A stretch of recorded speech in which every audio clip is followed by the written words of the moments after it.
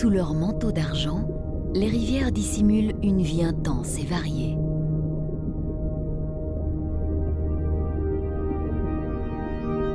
Dans des paysages subaquatiques empreints de mystère et d'inconnu, vivent des créatures parfois étranges, surprenantes, toujours silencieuses. Des animaux et des végétaux admirablement adaptés à cet univers des eaux courantes.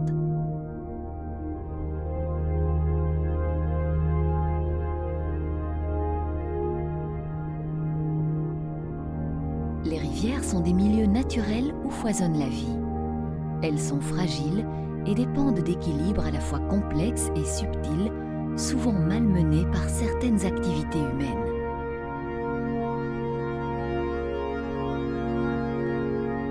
Pourtant, cette vie fascinante de l'autre côté du miroir existe encore et a conservé bien des secrets.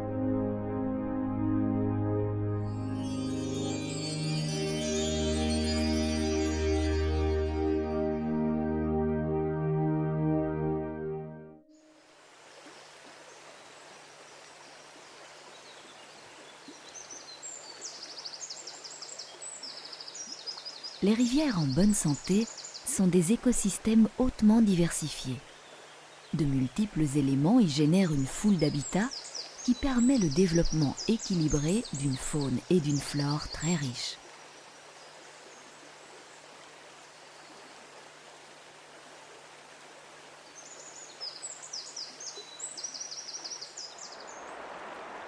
Dans une même rivière, l'eau ne s'écoule pas partout de la même façon.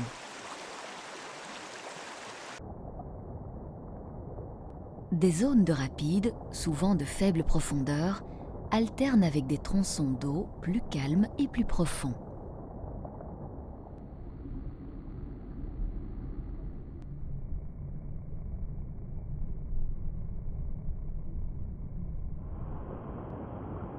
Ces variations de vitesse de courant et de profondeur sont déterminantes pour la répartition des espèces animales et végétales.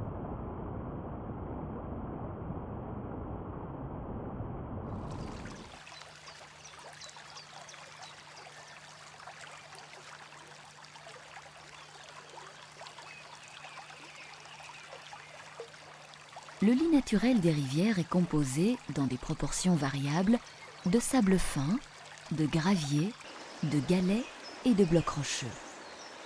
Les rochers, qu'ils soient émergents ou noyés, situés en bordure ou au beau milieu du cours d'eau, sont toujours très intéressants. Ils diversifient l'écoulement de l'eau en créant des courants oxygénateurs, des seuils, des contre-courants et des zones de dépôt riches en débris organiques.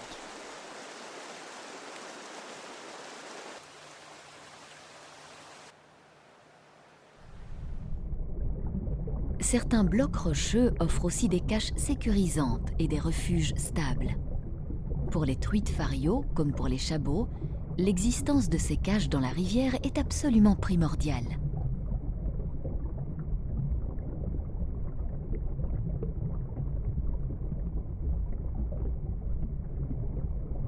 Il existe un autre type de refuge très apprécié des truites et de bien d'autres espèces de poissons et d'insectes. Ces enchevêtrements de branches et de bois morts, ou embâcles, se forment lors des crues. Milieu de vie quelque peu singulier mais très utile pour bon nombre d'espèces, les embâcles constituent une source importante de diversité pour la rivière.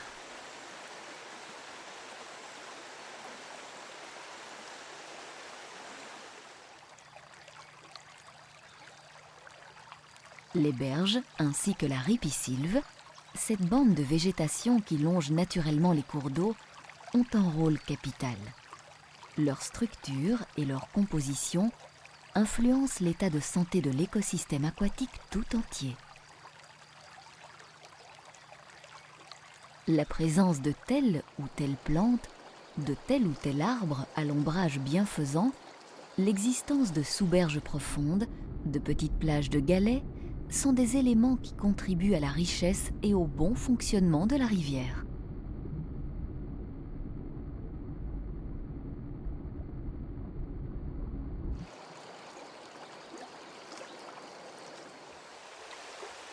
L'exemple des saules, des frênes et des aulnes, arbres typiques du bord de l'eau, est remarquable. Les développements tentaculaires de leurs racines constituent de véritables remparts naturels contre l'érosion des berges et offrent par la même occasion mille et une cachettes au peuple des rivières.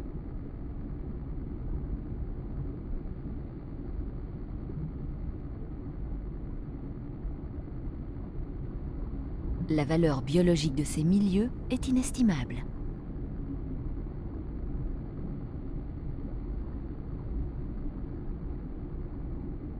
Les rivières abritent de nombreux végétaux aquatiques que l'on peut classer en trois grandes catégories: les mousses, les plantes et les algues. De taille et d'aspect fort semblables à leurs sœurs terrestres, dotées de minuscules feuilles de formes variées, les mousses de rivière se développent très lentement et exclusivement sur les blocs rocheux, les pilasses de pont ou encore sur les murets de pierre. Bref, sur des surfaces stables qui ne risquent pas d'être déplacées lors des crues.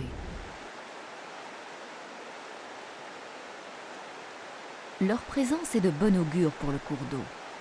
Ces végétaux accueillent en effet de grandes quantités d'invertébrés et constituent de véritables garde-manger pour les poissons.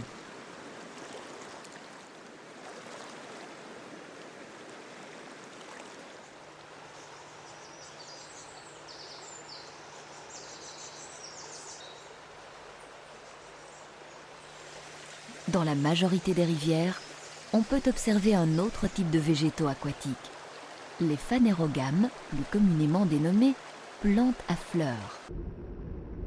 Qu'il s'agisse, comme ici, de renoncules ou encore de potamos, myriophiles, calitriches ou autres glycéries, ces plantes aquatiques forment pour la plupart d'entre elles de remarquables herbiers solidement enracinés dans le sable et les graviers et pouvant atteindre plusieurs mètres de longueur.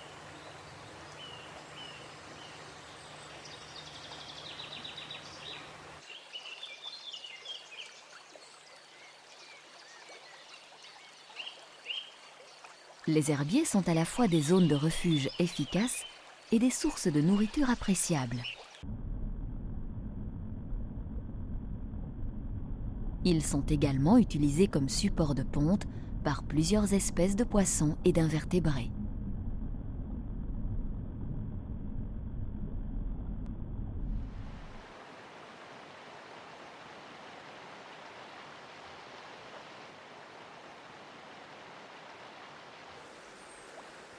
Toujours verdâtres ou brunâtres, avec des nuances plus ou moins foncées, les algues présentent des aspects très diversifiés qui ont parfois de quoi surprendre.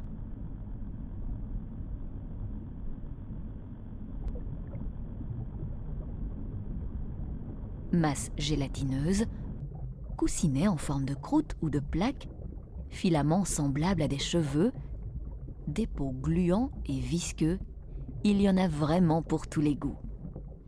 Ce qui permet de distinguer les algues des autres végétaux aquatiques est leur structure simple. Aucune feuille, pas de tige ni de racines à proprement parler. Certaines espèces d'algues filamenteuses peuvent proliférer et recouvrir rapidement la quasi-totalité du lit d'un cours d'eau.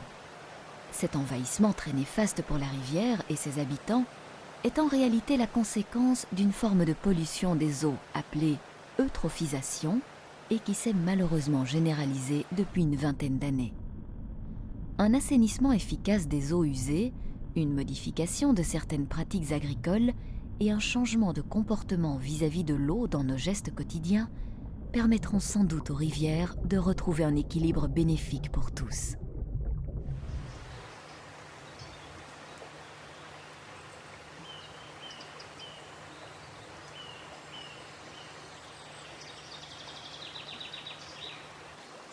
On a parfois peine à imaginer la quantité invraisemblable de petites bestioles qui vit discrètement cachées dans le fond des rivières, et encore plus à se représenter l'importance de ces macro-invertébrés pour la vie d'un cours d'eau.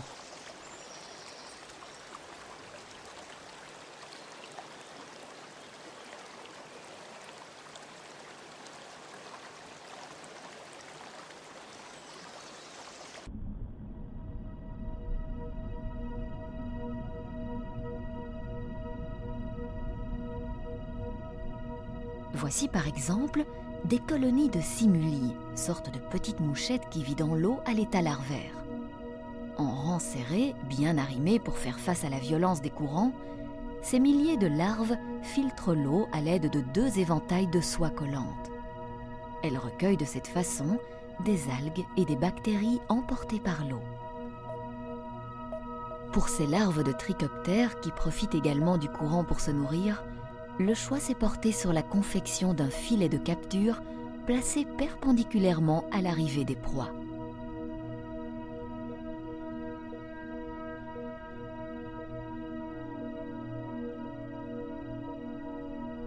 On trouve dans les zones de dépôt bien d'autres espèces de macro-invertébrés comme cette larve de frigane et son fourreau protecteur, ou encore ces gamarres, petits crustacés d'eau douce aux allures de crevettes. Très friands consommateurs de matières organiques en décomposition, ces animaux sont de véritables spécialistes du recyclage.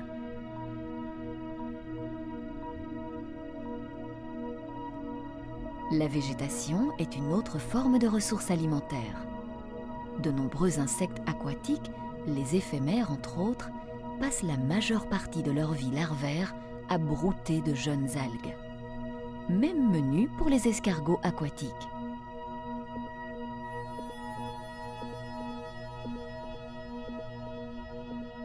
Celui-ci possède une coquille hydrodynamique qui lui permet de vivre et de s'alimenter sur les galets les plus exposés au courant. Pour la larve de grande perle, c'est une toute autre histoire. Redoutable prédateur, elle choisit le plus souvent la tactique de l'embuscade pour capturer l'une ou l'autre proie imprudente qui passerait par là. Dans les rivières comme partout ailleurs dans la nature, à chacun sa place, à chacun son rôle.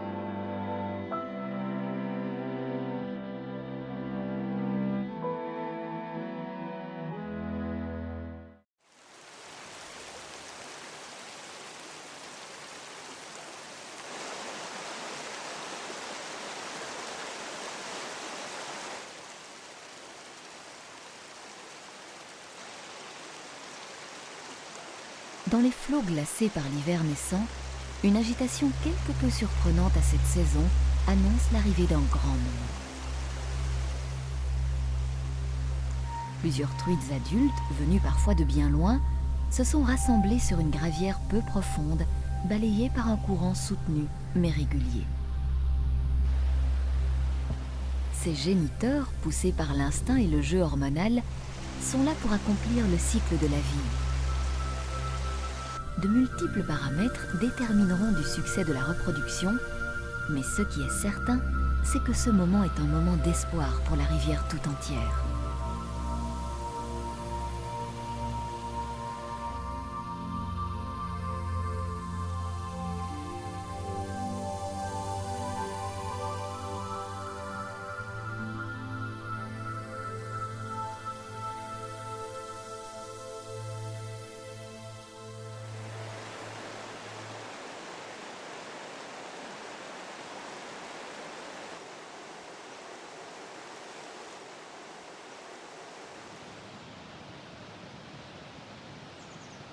Trois mois se sont écoulés.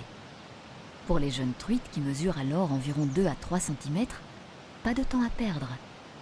Chacune d'elles doit trouver sa petite zone de courant qui lui permettra de dépenser un minimum pour manger un maximum.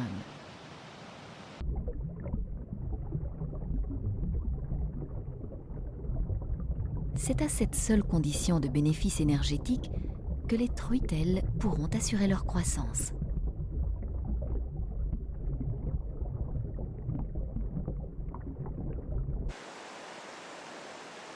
En cette période printanière, la rivière et ses abords se métamorphosent, se transforment peu à peu, comme pour être à la hauteur des spectacles qui vont s'y dérouler une nouvelle fois encore.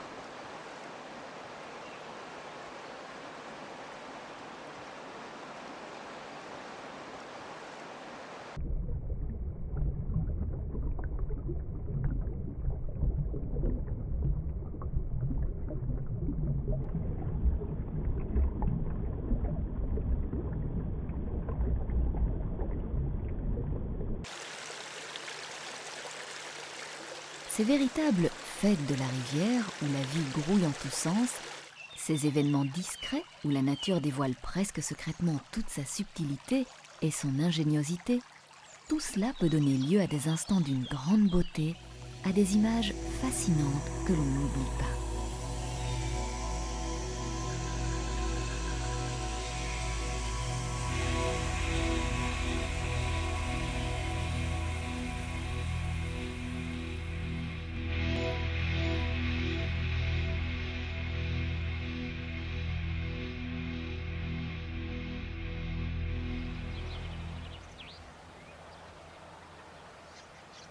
C'est peut-être aussi à l'occasion de ces moments privilégiés que l'on mesure mieux à quel point les cours d'eau sont vivants, à quel point ils sont fragiles et à quel point leur sauvegarde, avec tout ce que cela implique, sera utile pour les générations futures.